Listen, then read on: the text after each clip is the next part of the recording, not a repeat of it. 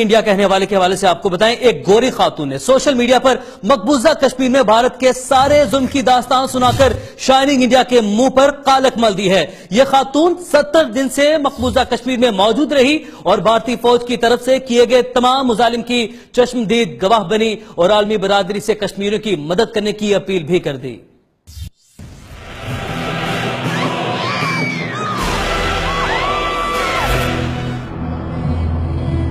Just be grateful if today you can walk outside and go to the store and buy some food. You're very lucky because the people of Kashmir do not have that luxury. आप क्या महसूस करेंगे जब आपकी गलियों, मोहल्लों, शहरों में एक काबिज फौज हो जो जब चाहे, जहां चाहे आपके साथ जो चाहे सलूक कर दे? How would you feel if your husband left to go buy milk and bread and he never came home?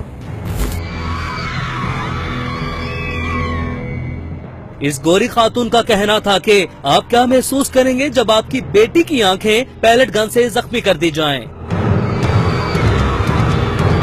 How would you feel if your daughter was shot in the eyes with a pellet gun and now she'll be blind the rest of her life?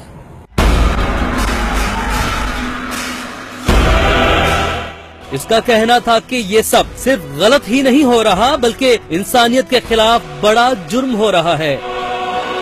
This is a crime against humanity. The Indian military murdering, torturing the Kashmiri people.